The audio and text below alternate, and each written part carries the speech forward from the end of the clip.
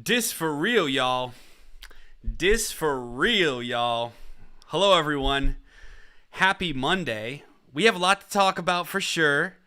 There's some weird stuff going on with this Heche death that, unfortunately she was in some sort of car wreck. And we're going to talk more about that. And there is weird footage, very, very creepy stuff of her apparently crawling out of the body bag. So I don't know what that's all about, but we're going to look at it. And she was also supposed to be putting out, and is putting out still, starring in a film about human trafficking, Epstein-style human trafficking, go figure. A lot of weird stuff going on there, so we're going to look at that. There's even more to it, and we'll talk about it. But first, just want to say hi. Hello, everyone in the chat. Please like, share, and subscribe if you're not already subscribed. Also, I'll be reading super chats throughout the stream. And if you're a Patreon member, you can just comment right in the thread where I posted the stream, and I'll read your chat. You don't have to, give a super chat. You can just post there because you're a Patreon member. You can just do that, right? So that's one of the benefits. And if you haven't become a Patreon member, you can do that. Link in the description box below. It helps pay for my coffee addiction. So that being said, let's talk about this. So we're also going to look at, just so everybody knows what the agenda is today. The agenda, we're going to look at the Pfizer CEO, also catching the Coco, and of course he's quadruple vaxxed, and he's joining the ranks of everybody else like Biden and I think Hillary Clinton and just so many. There's like a plethora of people who are quadruple vax that are just catching the Coco. But hey, thank God it would have been much, much worse if they didn't have the if they didn't have the jab. We're also going to talk about some of the censorship surrounding that. We're going to talk about the escalation of the civil war about to break out in the United States with the Trump raid, the FBI raid on Trump, and them possibly stealing his passports, and the FBI claiming that there is a threat for dirty bomb attacks and civil war. And we're going to talk about the climate lockdown agenda. Oof, that's getting really weird and creepy and stupid. So this for real, y'all. This for real. But this is for real, y'all. So Heche, was just about to put out a film about human trafficking. Now, I don't know what this film's going to be about. I know it's a Lifetime film, so that means it's watered down, of course. It's not going to really expose the truth behind it. It's not going to be like, I don't know, though. I'm just guessing. I'm imagining it's not going to be as intense as something like Eyes Wide Shut, but it is supposed to show some of the the underground scene of the human trafficking that goes on, the sex trafficking and all of that evil, creepy, weird stuff. And it just so happens she got in a major car wreck. And there's a lot of weird stuff surrounding this car wreck. So this is Anne Heche,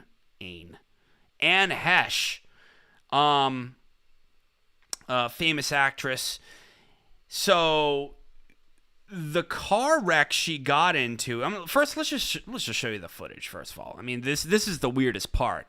It really is creepy, and there's more to it than just this footage that made people think that there's something more to this story. But this is probably the first thing you gotta see, because she apparently was burning and suffocating and all of this. This is pretty horrific stuff. Obviously. So, parental guidance, I don't know, warning. But she was apparently dead or really burning in her car for an hour before they dragged her out completely, supposedly in a coma. And this is the footage of it. You can see they have her in a body bag of some sorts, and she is clearly very, very alert seeming. So let's check this out. I don't know what this music is, but of course it's going to give me a copyright, so we're going to turn off the music. All right. So those are the firefighters dragging her out.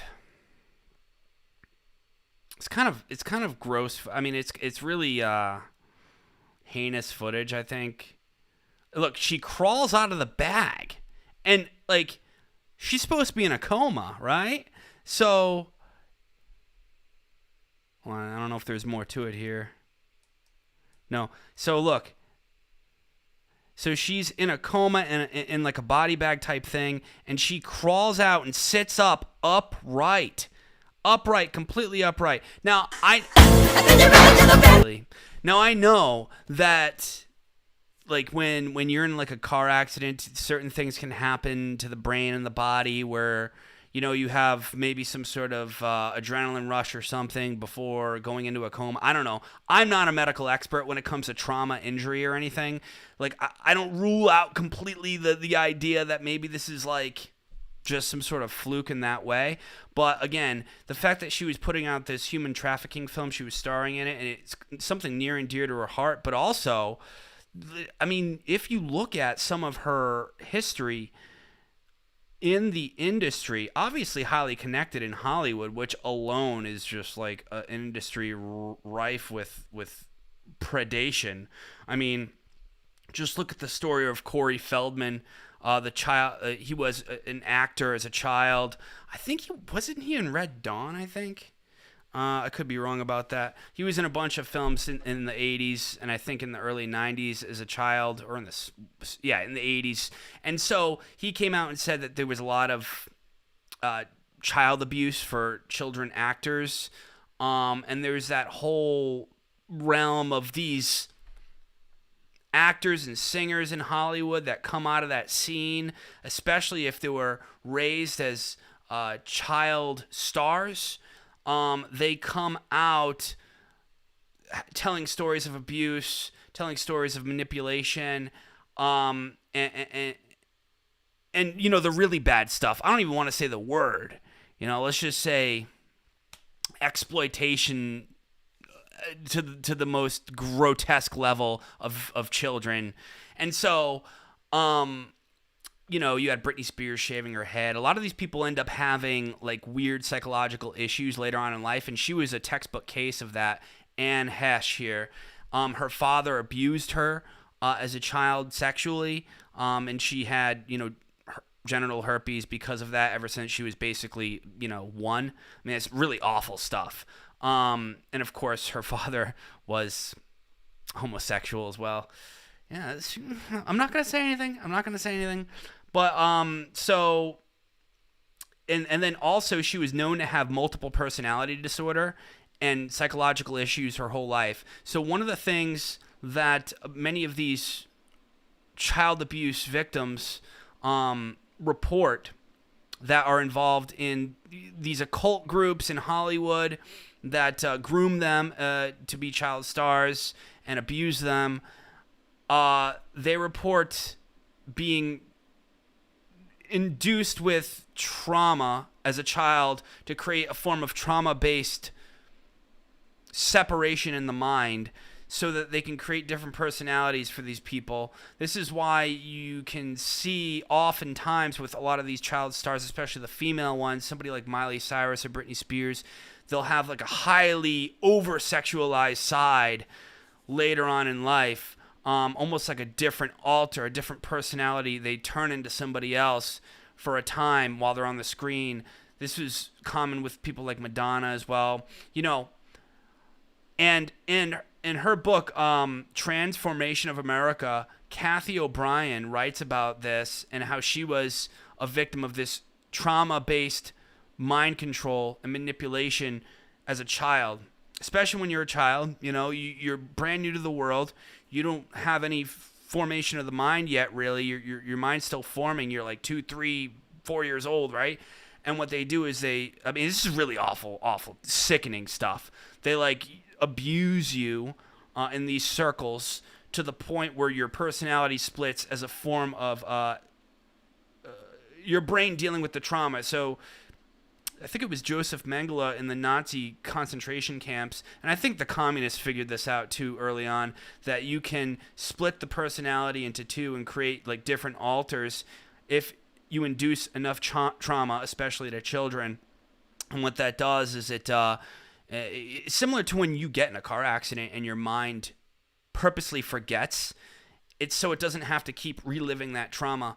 And that can be manipulated in a certain way with certain techniques so that at the drop of a hat, it can be triggered that you go into one personality or another. So this is how they train up their over-sexualized, child stars and stuff like that later on in life. At least that's the theory, right? And Kathy O'Brien writes about this in Transformation of America. She was a victim of this. Corey Feldman talks a little bit about it as well. Michael Jackson was suspected to be like a victim of this as well. This is why he had so many problems later on in life. So Anne Heche seems like she could have been one of these types. She also talked about how Harvey Weinstein exposed himself to her and demanded oral sex and all of these things. So she was part of that Me Too thing. So she's part of that community. And again, these mental health issues, the fact that her father, who sexually abused her early on, was kind of known to be connected with the oil industry and stuff like that. And, there isn't much information out there about him. He was gay, and it came out later in life that he was gay. And, we'll just leave it at that. For him. So he seemed to have been connected, though, in the oil industry. And the fact that you get into Hollywood, someone like Anne Heche, she was probably connected as well somehow through the family. Her siblings also had a lot of these types of traumas. All of these things, especially this weird, creepy video, a lot of people think that maybe she was, offed. Now, here's the even crazier, weirder part. Well, it's all weird so far. I mean, I don't know, but this is really crazy too. So check this out. This is from Wikipedia. Look, I confirmed all of this with like other articles, so it's not just Wikipedia, but they just it's just what do you call it? It's collected in a very easy way here on Wikipedia, and I did fact check all of this. So. On August 5th, 2022, Heche was involved in a sequence of 2 car crashes in the Mar Vista neighborhood of Los Angeles. First, when the Mini Clubman she was driving hit a garage at an apartment complex, and second, when she crashed into a house, resulting in a fire that left her severely burned. So she got into like 2 car accidents. Very, very weird. You guys might remember with Michael Hastings, he was a reporter investigating, I think it was the CIA at the time. This is back in like 2012, 2013. I think it was the CIA he was investigating. He was getting a big story, about to get a big story, but then his car crashed. And there was a lot of strange anomalies with that too. He was speaking truth to power in so many profound ways, and there's a lot to that whole thing with Michael Hastings, but he was a journalist and he was about to expose something big, but was never able to because of that. They can tap into your car and make it crash if they really want to. You have to be high level, like, well, you have to be a major threat for them to go to that extent. But I do believe that these intel agencies have back doors through the car companies, many private. I mean, a lot of this is documented. I think it was the 1998 Telecommunications Act that laid out this this law that made it so that the intel agencies have a back door to every computer, phone, everything. I mean, that's kind of pretty well documented at this point. The car thing, that fits into that too, I believe. I think they have these back doors into cars probably. Now, that doesn't mean you should be afraid because you're not about to expose anything big, so you don't have to worry. They're not just going to crash everyone's car who watches Resisting the Reset, guys. We're not that cool, okay? But it is a thing, I do believe. So I think that's what happened to Michael Hastings. Maybe that's what happened to Anne Heche. I don't know. It's just a theory. It's just floating out there. I don't know. God rest her soul, whatever. I'm just like talking here, guys. I'm just talking. That's all. We can talk, right? We can talk. All right, so moving on here. A doorbell video recorded the moments before the final crash, and it shows Heche's vehicle rushing along a neighborhood street at a very high speed, followed a few seconds later by the sound of a crash. The vehicle collision and resulting house fire required 59 firefighters to handle, who took 65 minutes to fully extinguish the fire and rescue Heche from the vehicle. The house was left structurally compromised and uninhabitable. The tenant of the house sustained minor injuries, but her attorney said that she and her pets almost lost their lives, and that she tried that she had lost all of her personal property in the fire. Law enforcement officials said that Heche was deemed to be under the influence and acting erratically at the time of the crash. A blood analysis confirmed the presence of narcotics in Heche's system, although more comprehensive toxicology tests could take effect in the coming weeks. Heche was removed from the crash scene on a stretcher and was transported to a hospital. She was filmed sitting up on the stretcher and struggling with paramedics as she was being wheeled into the ambulance. However, she lost consciousness soon afterward. On August 8th, a representative for Heche said that she was in a coma in critical condition with medical ventilation required for pulmonary injury. On August 11th, the representative said that Heche was not expected to survive due to an anoxic brain injury, and that she was being kept on life support to determine if her organs were viable for donation in accordance with her expressed wish to be an organ donor. Heche was declared brain dead a few hours later, but remained on life support to assess organ donor viability and locate recipients. Having been declared brain dead, Heche was considered legally dead under California law. On August 14th, it was announced that her organ recipients had been found and that her body would undergo the organ donation procedure that afternoon. That evening, her publicist announced that she had been peacefully taken off life support. She died at the age of 53 from her injuries. For her organ donation, hospital staff held an honor walk for Heche. Now, the first thing that comes to mind is, like, if you're sitting up like this, this isn't like a zombie sit-up, really. This freaking music, man. Really? Who dubs Michael Jackson over this? It's so stupid. Who dubs Michael Jackson over a video like this, really? Like, what? Who should... Oh, someone named Michael on Twitter. Goddess follower. Unbelievable. Such a nerd. Anyway, so you can see she literally opens the body bag. This is the weird. See, this is kind of weird, man. I don't know. Like, you've got to be somewhat able. You got to be like able to think and comprehend what's going on to unzip your body bag from the inside, open it up, and then just like get up and go like, like something's going on. And she was in there for 60 minutes. It just seems weird. Like, what? Look at. She literally uses her arms to open it up. Right here.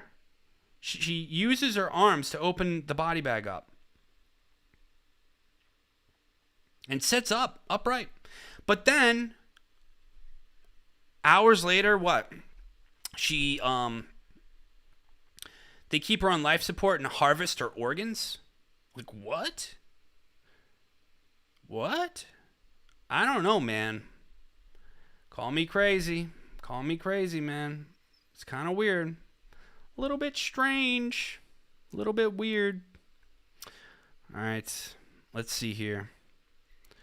You got any super chats? No super chats. Good evening, everyone. It is very weird, isn't it? Let's check here. Creepy stuff, man. So, that's a real situation, guys. Like this type of shenanigans goes on in the Hollywood industry and probably in the corporate industry, all sorts of industries as well. If powerful people are at risk and they can get away with taking out somebody who may cause their house of cards to collapse, and especially if they're connected with intelligence agencies, why not? Why not? That's their thought process. They think, why not take them out? That's what their thought process is. And when there's billions of dollars at stake, or there's people's lives at stake in terms of their freedom, like if people might go to jail, or investigations might be conducted. If someone like Anne Heche, for instance, were to expose some of the industry of Hollywood, she's already been known to question guys like Harvey Weinstein. So a sex trafficking film she just starred in that was near and dear to her heart, all the child abuse that she had as a kid, and her family being connected, I guess to big oil and all of these things, and then Hollywood and all, I don't know. That's all I'm saying. Yeah, so check out, if you haven't, Transformation of America, that book, or you can even look at Kathy O'Brien on YouTube and some of her discussions and talks about basically the trauma-based mind control that goes on not only in Hollywood, but all across the occult realms of the higher echelons of power. It's really going on, guys. And it's really, really a dark, dark force here that controls America in so many ways, in the world in so many ways. But speaking of, Anne Heche, her father abusing her father being gay, let's talk a little bit about the monkeypox thing. Because this is, man, I don't even know. I feel like, again, like viewer discretion advised here, because I can't even click on this article. I have to show it from Twitter and just read the headline and go off that, because if I open this article, it will show you some of the images of monkeypox and where it usually breaks out. So far, all of the monkeypox cases, almost all of them, 95% of them are in gay men. I reported on, 2 weeks ago, maybe 2-3 weeks ago now. I've been talking about this monkeypox thing since it first broke out, but 2-3 weeks ago, they had the first child case recorded by the CDC. It was the adopted toddler of a gay couple. Now, this is borderline.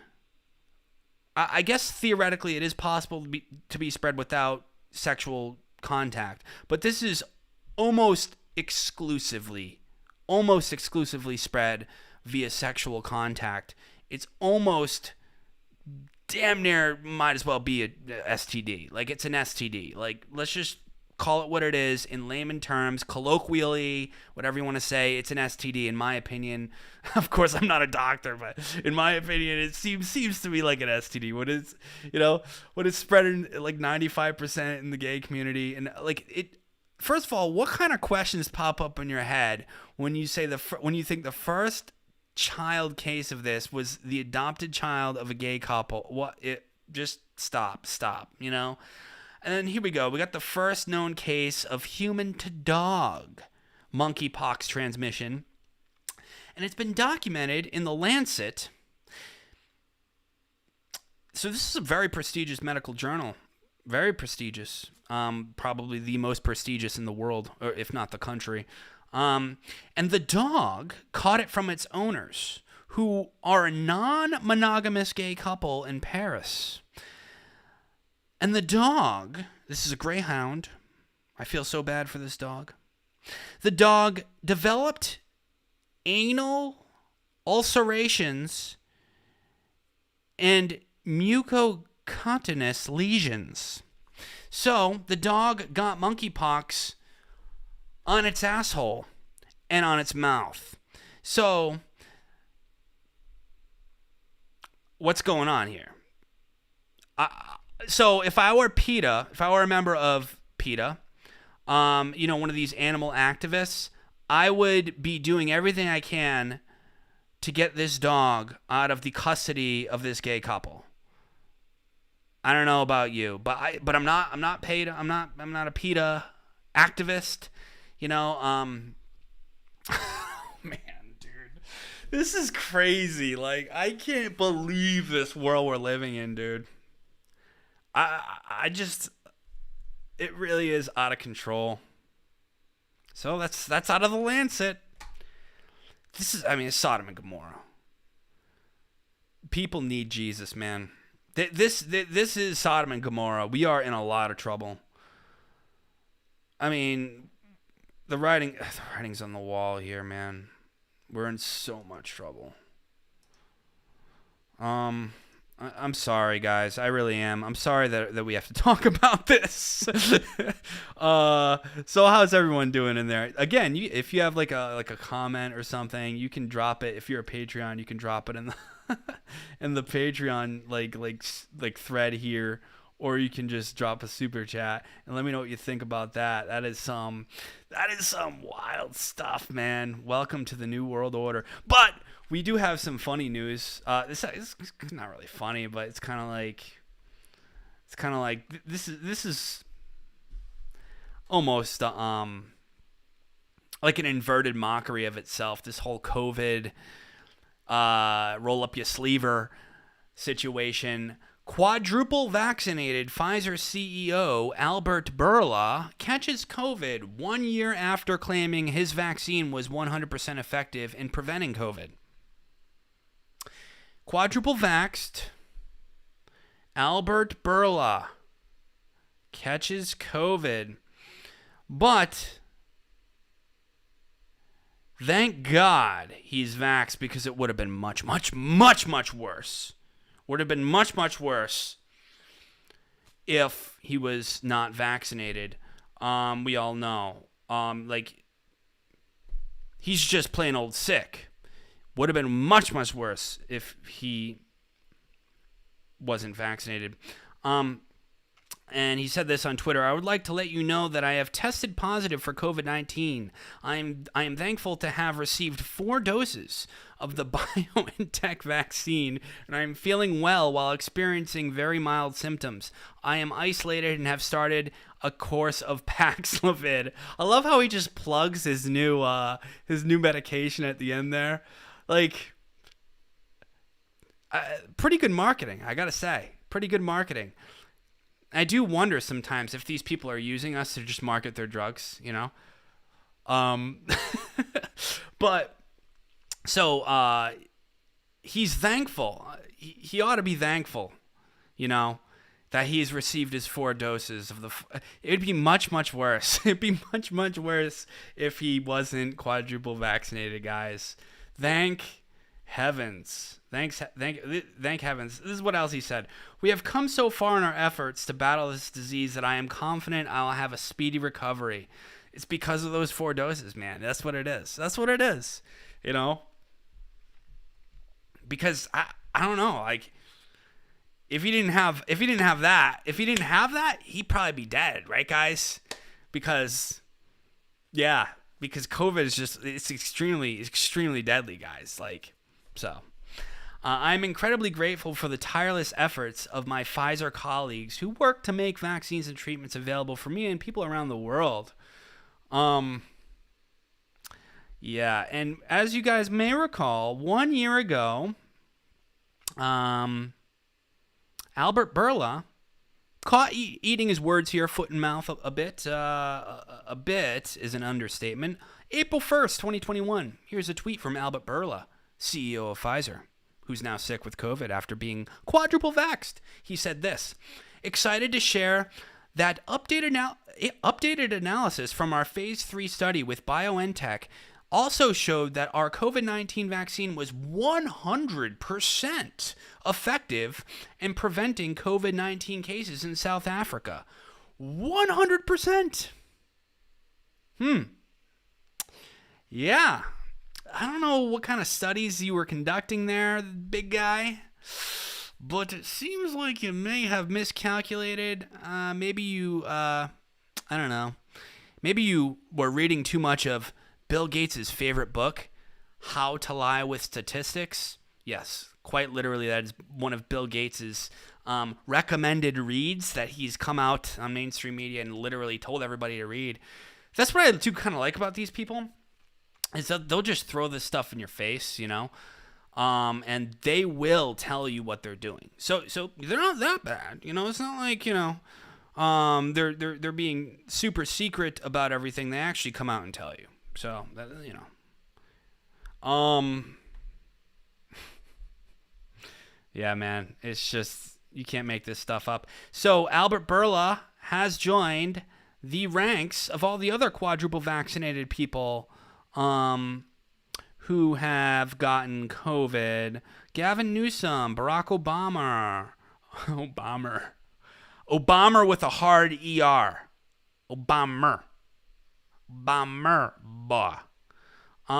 Mayor Lori Lightfoot, Elizabeth Warren, Amina Mohammed, Hillary Clinton, John Tory. What else we got here? Rep. Peter Welch. And I believe it was it John, I forget, somebody else just recently caught it too. But you know, these are the types that will tell you to go get your quadruple you know what, and then they will they'll shame you for not getting it. They'll say you're going to get super, super sick. They'll say that, you know, you're a bad person for not getting it. And then they end up getting the you know what.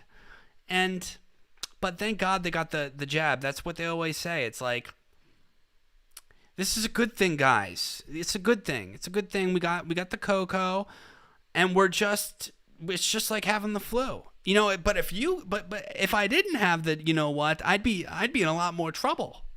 It's like, man.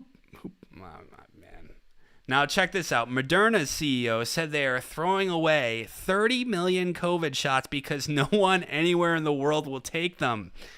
This is a brand new clip, guys. I mean, it's getting kind of funny. I feel like the Coco thing really did kind of fall apart. I do think that the intended model for what we were supposed to be in right now is what China is in.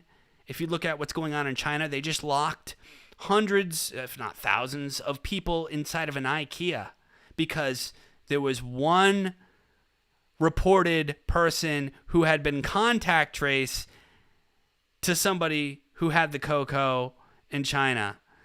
And they were reported to be in the IKEA, so they locked everyone in. And people were like trying to like crawl their way out and push, like, whoa. Out of one contact trace, not even a confirmed case, okay? Something contact trace on their like vaccine passport app, you know, spy grid. So it's really bad there. It's really, really, really, really, really bad. Like way worse than even Australia was at its worst, I'm pretty sure. Just total lockdown.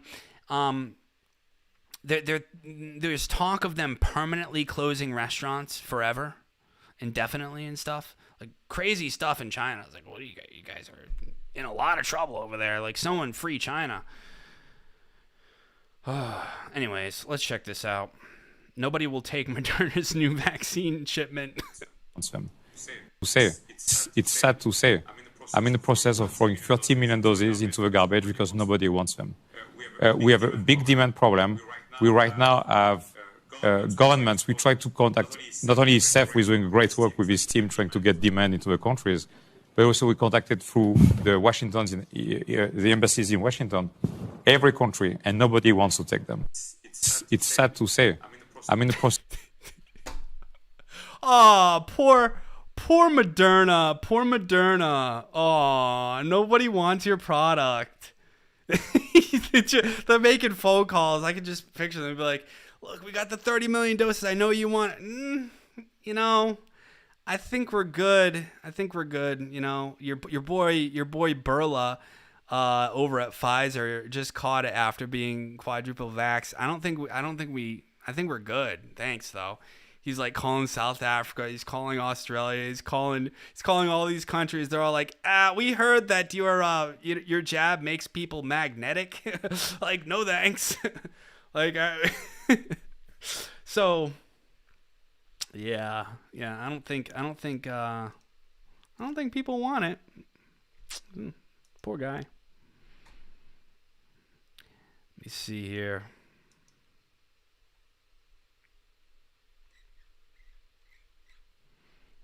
We got a super chat from Soren X. Great show. I'm from Australia, and the China-Taiwan scenario sounds freaky, kind of like potential World War III if escalates.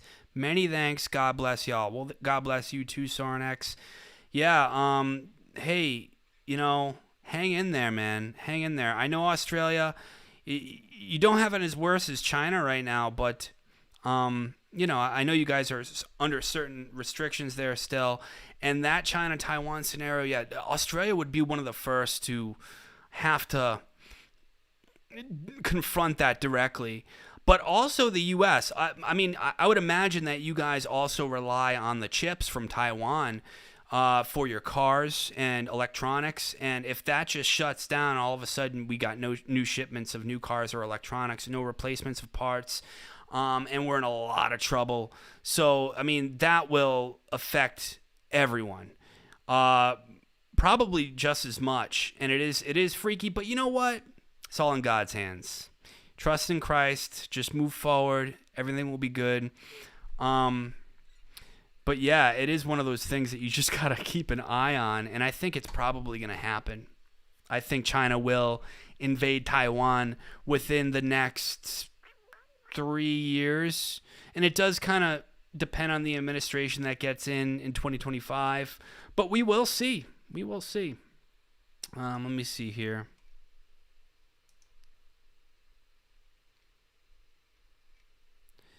All right.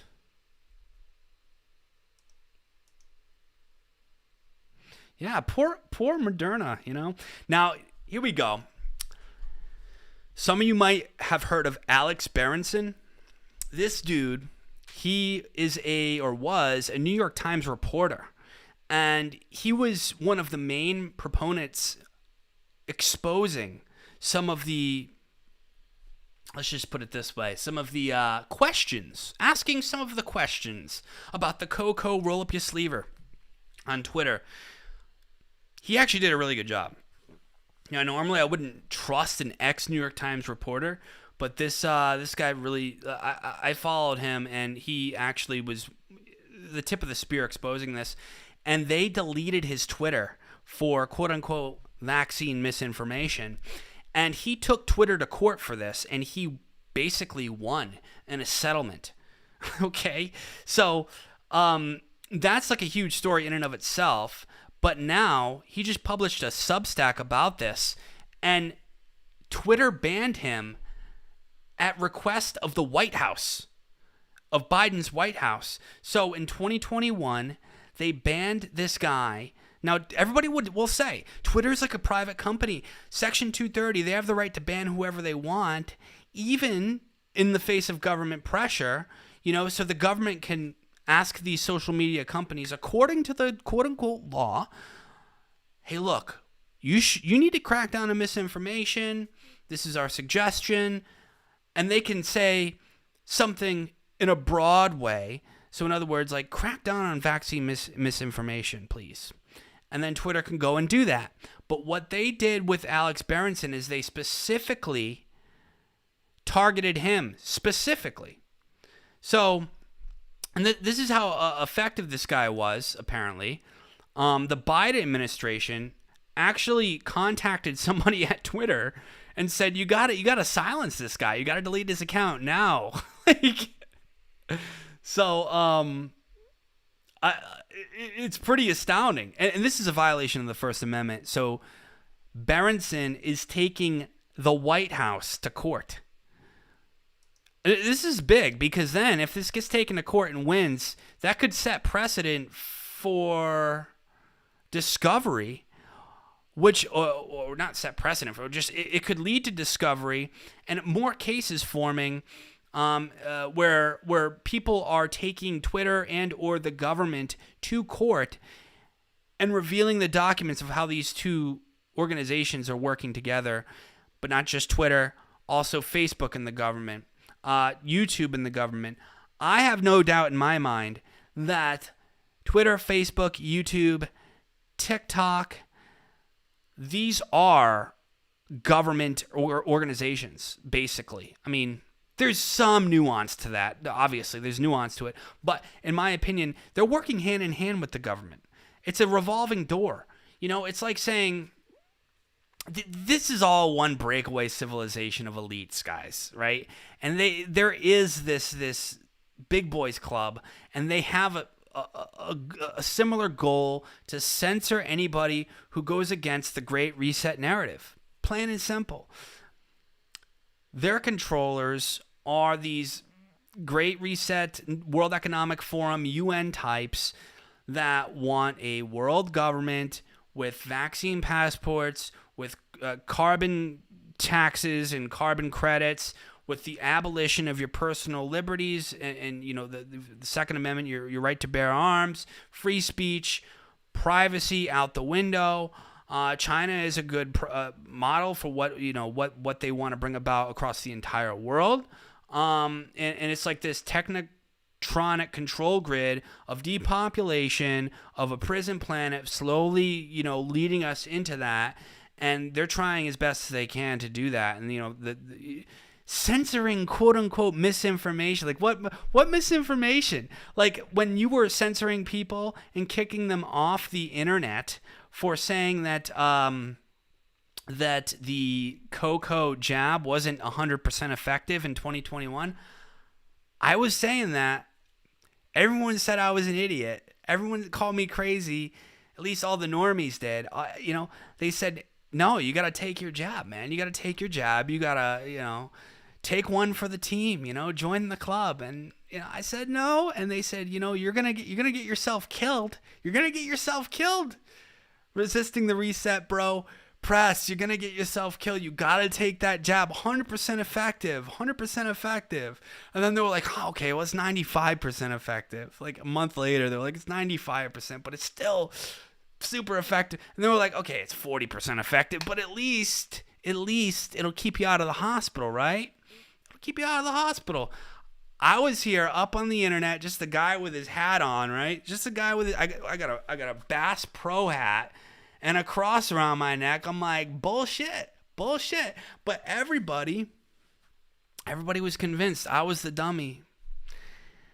But I wasn't. And neither was Berenson. So Andrew Slavitt, senior advisor to President Biden's COVID response team, complained specifically about me, that's Alex Berenson, according to a Twitter employee in another Slack conversation discussing the White House meeting. So Slack is like a sort of Skype internal, like Skype amongst employees at Twitter. Quote, they really wanted to know about Alex Berenson, the employee wrote. Andy Slavitt suggested that they had seen visualization that had showed he was the epicenter of disinfo that radiated outwards to the persuadable public. Yeah. According to an interview he gave to the Washington Post in June 2021, Slavitt worked directly with the most powerful officials in the federal government, including Ron Klain, President Biden's chief of staff, and Biden himself. The Slack conversation also show the pressure Twitter employees felt internally to respond to the government's questions about whether the company was doing enough to suppress, quote, misinformation about COVID and the vaccines. An employee writes that the questions at the meeting were pointed, but mercifully we had answers. Wow.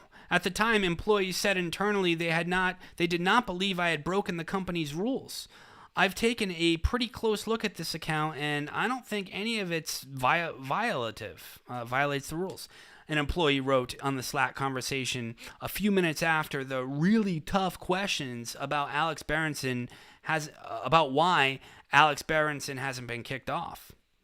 But the pressure on Twitter to take action against me and other mRNA vaccine skeptics steadily increased after that April meeting, and especially in July and August as the government began to consider the unprecedented step of mandating COVID vaccines for adults. On July 16, 2021, President Biden complained publicly that social media companies were killing people, quote unquote, by encouraging vaccine hesitancy. A few hours after Biden's comment, Twitter responded to my account suspended my account for the first time. So that's how they do it.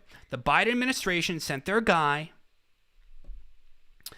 into Twitter and said, and he specifically said, Alex Berenson, we want him gone.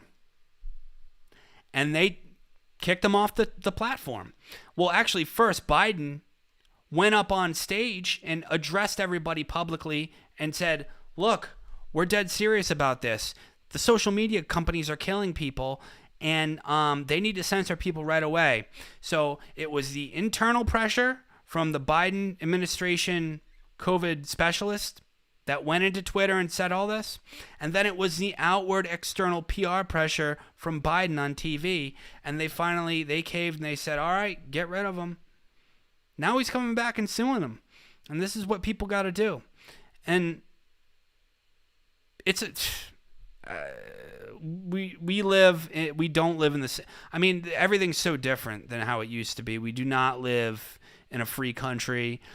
The only way you can be free is to detach from this system. I might just delete my Twitter, dude. You know, here's why. It's because you just get shadow banned on there now, too. If you're not already suspended or permanently gone, they just shadow ban you. They do it on YouTube, too. But Twitter, it's a lot worse because there's nothing good that comes from Twitter. I feel like it's just a cesspit of hatred. I'm blocked by so many people that are even like right-wing types, or I should say like anti-establishment types. I'm blocked by Anomaly. I'm blocked by Mike Cernovich. I'm blocked by so many people on Twitter. And then like the lefty types, I don't even know. I'm blocked by. It's just like a cesspool of hatred. People just hate me, and I hate everyone on Twitter. It's like, it sucks. I don't even know why I go on Twitter. It's so awful, but I'm still addicted to it. I can't help it. Someone help me. Someone help me. So let's see here. Super chat from Joy C for $5 Canadian. Look at the number on the ambulance. 63 equals 666. I didn't notice that. I'll have to check that out on Anne Heche's ambulance. I'll pull that up in a second here. Hold on, let me just look and make sure. Sweet. Yeah, let me see that. Yeah, they do put those things into certain. Oh yeah, 63. Yeah, it's kind of weird. I don't know. Maybe. Thanks for the super chat. Much love. Much love. You know what the weirdest part about that is when they have it on the CERN website, the 666, except it's just spelt out. It's not even like a cult, like 63. It's straight up spelt out, 666 in a circle. And they're like, you know, I already talked about it. Just look at the stream with the Georgia Guidestones I did like a few weeks back, a couple months ago. Yeah. Yeah. It's a, yeah. So let me see here. Anything on the Patreon for comments? No comments. That's cool. All right, we'll move on here. We still got a lot to talk about here. Now we're going to talk about the Civil War stuff. Man, this is where it's going to be like, all over the mainstream media for the next 5 years. Okay, this is an ongoing situation since 2016, and I really, truly do believe, and it's no lighthearted thing, that we are on the precipice of a civil war type scenario. Now, I've been saying this. I first made a video about this, I think back in 2015. Well, my first video on this was actually a video about how World War III would be a war fought online mainly, but also in the streets in some ways. And it would be a war of influence and a war of culture, a war of religion, and a war of ideology. And that's exactly how it's been playing out, 100%. And I called it, and it's too bad I had to delete all my videos because of my channel being struck so many times and on the brink of being completely deleted after 7 years. I had to delete all my videos multiple times now. So, but, I still have it on my hard drive. I should upload it. But then I also, in 2017, 18, I started making more videos, or 2016, about the coming civil war. But it's all part of this World War III, I believe. So this is kind of like a World War III. It's really the elites with their Great Reset global New World Order plan to usher everybody into a global slave state. It's about them versus the people. And there's also other elements to it that are very esoteric. It's transhumanism versus natural evolution and spiritual progression as well. So this idea of merging with machines, merging with the material world, this idea of colonizing Mars. Elon Musk highly involved in that too. You got guys like Ray Kurzweil. So it's a spiritual war too. And then and the other side against that is people like us who trust in God and our own the way God made us. And that is something that's coming in the future. There's more coming when it comes to this, and it's going to get pretty esoteric. It's going to get a little more spiritual and a little more technological and a little more exoteric as well, into the space. Yeah, we can trust NASA, guys. Into the space world. But right now, what we have here in the United States especially is a culture war. And it is getting heated up ever since the FBI raided Trump's Mar-A-Lago estate. And they just issued a bulletin. FBI bulletin warns of, quote, dirty bomb threat, increasing calls for a civil war after raid of Mar-a-Lago. Now, so we'll just read this. A bulletin from the Department of Homeland Security and Federal Bureau of Investigation was sent to law enforcement agencies warning of increased threats following the FBI's execution of the search warrant on former President Trump's Florida estate. In the days since the warrant was executed, the FBI and DHS have seen an increase in violent threats against law enforcement, judiciary, and government personnel, including a particular threat. Wait, first of all, let's stop right here. I gotta kind of say this. I have to say this, okay? An increased presence of violent threats against law enforcement, judiciary, and government personnel. Does that sound familiar? Are there any groups in the United States the past 6 years, 5 years, or you can even say 10 years, that are threatening law enforcement? Are like destroying government buildings and threatening neighborhoods and all this, making threats to the judiciary. I mean, really, like what? Because if we're talking about like Trump supporters here, if we're talking about people mad about the Trump Mar-a-Lago thing, where was the FBI and DHS warning about this stuff when that guy tried to kill Justice Kavanaugh like a few months ago? There was an Antifa member who got caught with like a knife trying to sneak into Justice Kavanaugh's home and kill him. There was, the amount of threats coming from Antifa and Black Lives Matter against law enforcement and against, the judiciary, any judges that they don't like. You could probably, you can go on Twitter right now and get just a long list of threats against law enforcement. But as long as it's coming from a left-wing account, as long as it's coming from like an Antifa or a Black Lives Matter or like a, even like PETA, they'll just let it fly. They have that ACAB, all cops are bad or something like that. ACAB. You even see that in the libertarian movement. I'm moving up to New Hampshire this week, and meeting some of the libertarian types. A lot of them hate cops too, but this has been going on for a long time, mainly on the left, and it's just kind of interesting that they're now issuing a statement saying that there's an increased threat against. They have chatter about this, like, man, it's just crazy. General calls for civil war and armed rebellion have also increased in recent days on social media. The bulletin states that many of these threats include references to the claim that the 2020 election was stolen, in addition to other perceived claims of government overreach.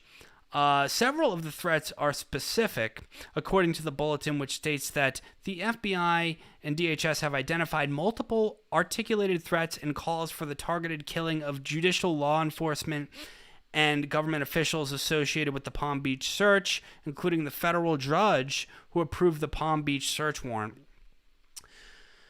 So, obviously, my previous video, I talked about the federal judge that approved this search warrant of Trump is a former Epstein associate. Well, he was the one that represented Epstein's main lieutenants in the child sex trafficking case back in like 2009. This guy actually quit his job as a prosecutor, as a part of the prosecution team, to join Epstein and his associates in defending them. And then later on became a judge in 2018. Now, obviously, he's a federal judge now in Florida. And guess who appointed him? Trump. So the whole thing is just, there's a lot of, it's just a swamp. It's just a swamp, The bulletin cites an incident on August 11th when an individual attempted to forcibly enter the FBI Cincinnati field office. The individual, Ricky Schiffer Jr., allegedly fled from the scene when officers responded and then entered a standoff with law enforcement officers and FBI agents. He was shot and killed after the standoff, which lasted 6 hours. This is after the FBI, executed the search warrant on Trump's residence and seized 11 sets of material that are listed as classified, as well as some that were marked as top secret. In a post on Truth Social after the search warrant was publicly released on Friday, Trump stated that the documents taken by the federal agents were all declassified. Yada, yada, yada. So, there's more coming out on this, too. These documents in this raid. First of all, the warrant issued by this judge to search Trump's residence encompassed any material. Basically, when you approve a warrant as a judge, or when you ask for a warrant as a prosecutor, or like as, law enforcement, whatever, the judge needs a specific thing that they're looking for, right? You don't just get a warrant for everything. Like, you can't just say like, oh, we suspect this person is a bad guy, so here we need this warrant to search and find something bad. No, it has to be specific. And this is why people are now asking for the affidavit that was handed to the judge that enabled him to approve this search warrant, because that would actually list specifically what were they even looking for.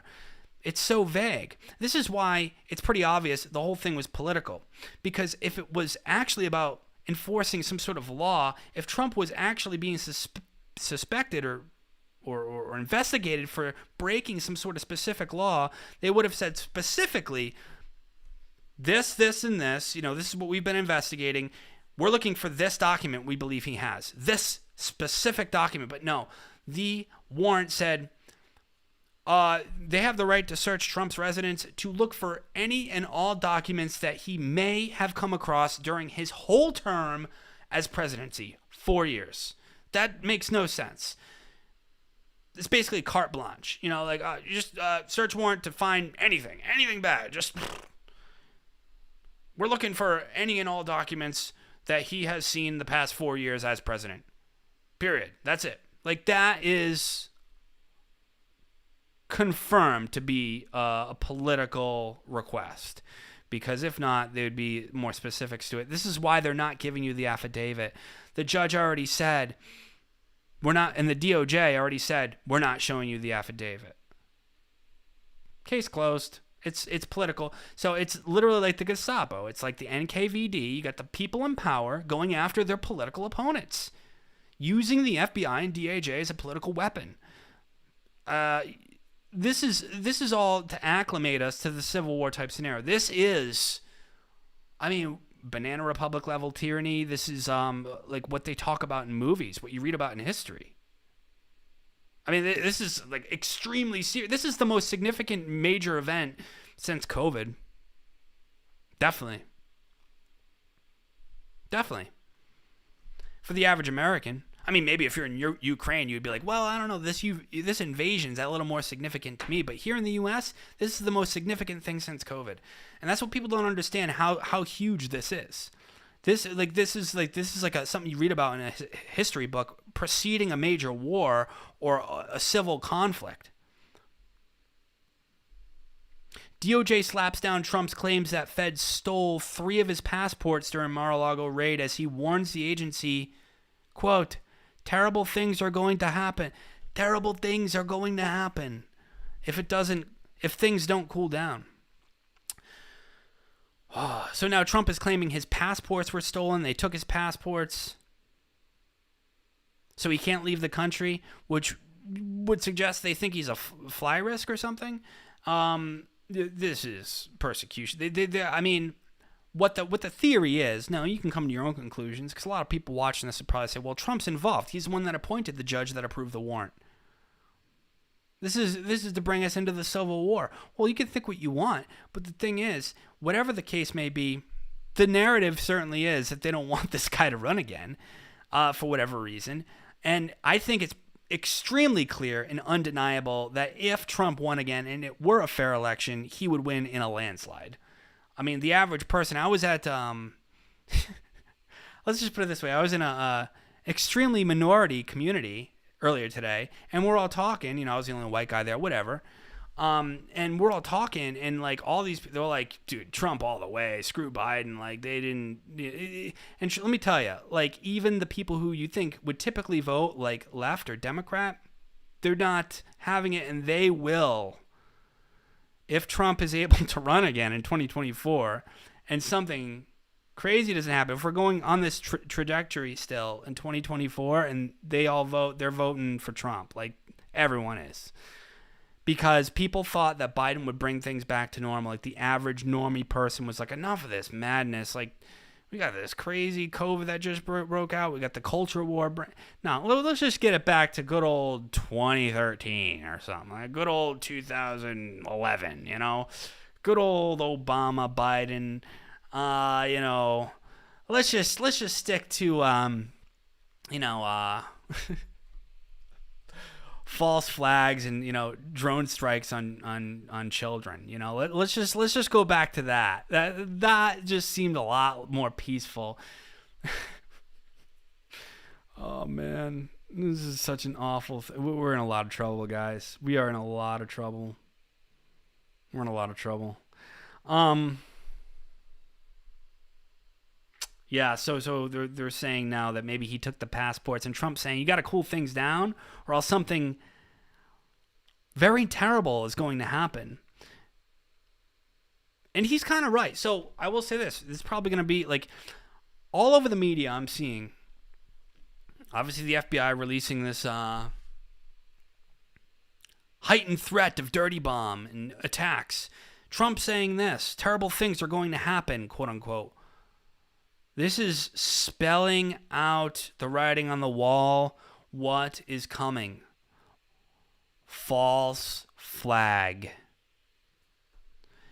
And then, on top of that, you could get some authentic attacks too. Do you know how many QAnon people really do think that this justifies some sort of level of action? It's true. There are some. And they think that, Trump is the God Emperor and that they are waging some sort of holy war or something. And, this is the fight for the Constitution, as if that hasn't been eviscerated since, 1913. This country was only really a country, in its purest form for, 100 years. It kind of ended in 1913. That's when everything went to crap. And it's been downhill ever since. But, hey, Woodrow Wilson, I don't know. Biden might have you beat as the worst president ever so far. So, yeah, we're in a lot of trouble, and you could see some authentic attacks too. I mean, that wouldn't even surprise me, guys. But yeah, the false flag is coming. The writing's on the wall. This is what they do. It's called sort of predictive programming and acclimation to this. But I also do think there's some actual. I mean, I hate to say it, but I do think there's probably some truth to this idea that you got to remember these are shill operations, like QAnon and some of this. Is very worth mentioning. They can get some of their people tricked by these shill psyops to go out and do things that are like a real person doing it because they're just tricked by the psyop. I mean, they have crazies literally brainwashed to the point where they're actually like a school counselor, and they're talking parents into sterilizing children on age 12 because they think they're the opposite sex. What makes you think they can't get somebody on the right with a QAnon psyop to go and just do something stupid? It's definitely possible. So it's just psyop within psyop within psyop within psyop. Guys, strap in, okay? You better have your storable foods. You better have you better be ready. That's all I'm saying. Gold, silver, storable foods, water filters. All the microplastics in the water right now anyway. You should have a water filter either way. So another super chat from Soren X. Thank you so much. God bless, brother. Or sister. I'm not really sure if you're a boy or girl. But Elon should delete the Twitter bots. Yeah, well, I mean, Twitter would probably be more fun if Elon owned it. That's for sure. It'd definitely be more fun. But I don't know. Is that going to happen? We'll see. I think I actually just read that Twitter now has to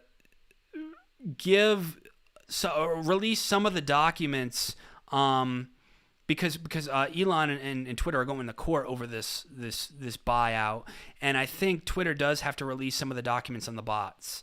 The judge just ordered that today, I was reading. So that could manifest into something. There's no doubt in my mind that most of the internet is fake. I think probably 80-90% of the internet is completely fake. It's called the dead internet theory. So you have Facebook, Twitter, Google, YouTube, TikTok, all of these platforms. It's pretty much 80-90% bots, and it's totally controlled in the algorithm in terms of shadow banning and who they want to gain traction. It's all manipulated with AI algorithms and it's social engineering. This all started around 2016, 2017, and ever since then, the internet is essentially a hoax. Let's see, we have a chat here on the Patreon chat.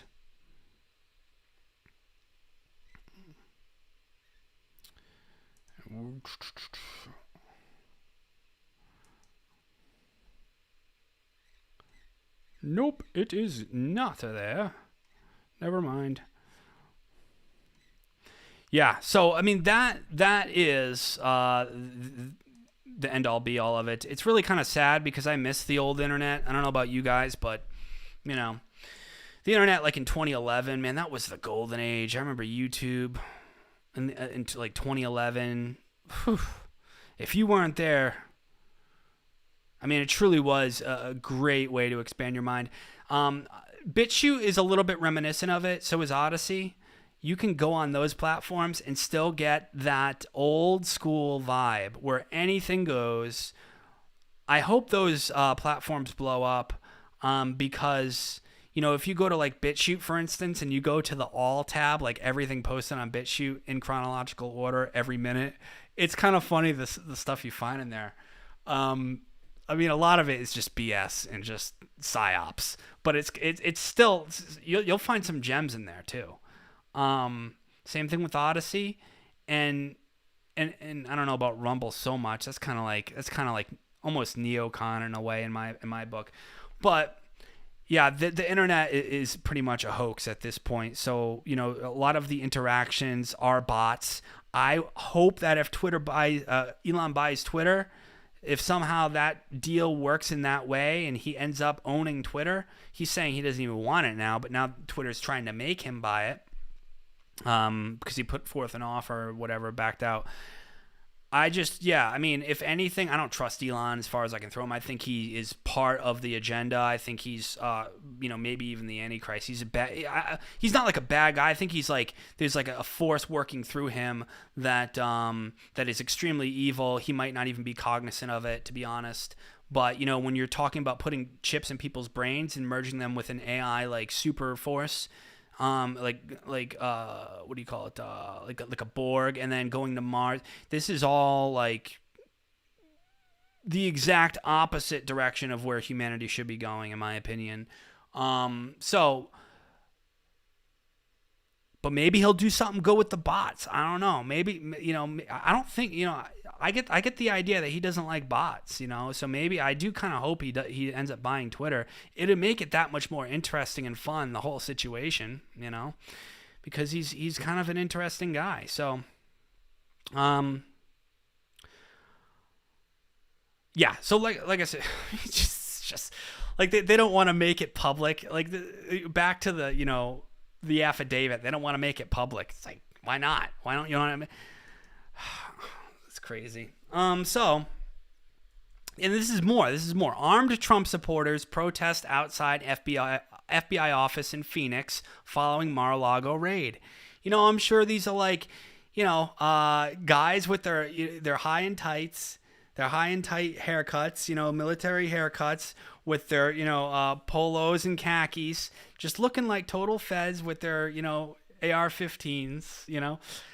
That's what's going on. Oftentimes, you have these are called provocateurs. This is called a staged event. You know, we saw this. I mean, just countless times at some of these right-wing faux protests.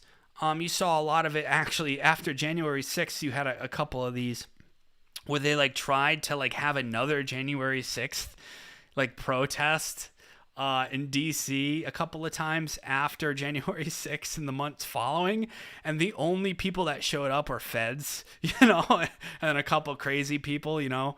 Yeah, so that's when I see this, armed Trump supporters protest outside FBI office in Phoenix, I think to myself, probably, you know, the feds will dress up like this, and they'll pretend to be like these right-wing militia types. I don't completely, like, I know right-wing militias exist, but oftentimes they're infiltrated by feds too, though. So, you know, there's plenty, like, I'm all for getting together with, you know, like-minded guys and shooting guns and doing training and all that stuff, and, you know, learning tactical things and you know, stuff like that. That's a good thing. And, you know, having groups that do that, but you got to be really careful. And definitely do not, in my opinion, ever go to a protest and try to incite any sort of violence, or try to, I would say, don't even go there open carrying in your fatigues and all that. Like, don't do that stuff. You're just escalating the whole thing, and you're just giving the FBI and the ATF and all of these 3-letter agencies an excuse to crack down on you, on your organization, and then furthermore, the wider scope of American citizens, right? That's all it does, period. So I don't think, this idea that the right or the anti-establishment can use the same tactics as the pro-establishment, Antifa, BLM, pussy hat wearing, diversity of tactics of, them destroying buildings, starting fights, threatening law enforcement, showing up with batons, and sometimes they'll even show up with guns. You have the John Brown Society with the communists who are really into shooting and tactical gear and guns and stuff. The fact that this idea that you can adopt the same tactics as them, you're not living in the same world. The rules, there is a double standard. I mean, it's that simple. There is a double standard. So no, you can't adopt the same tactics as them. You have to be completely different in how you attack the system. It has to be on a more psychological, I guess you could say, fourth generational level. It has to be more cultural, because you're just automatically deemed as an evil Nazi if you even show up. In your fatigues, wearing, waving your whatever flag or something, and your AR, and saying we need to take over the government. Like, dude, no, it's not gonna work, bro. Just stop. So, yeah, that's what we got going on, guys. Let me see here.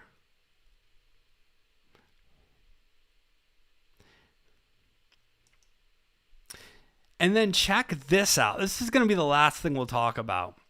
But this is kind of like, I don't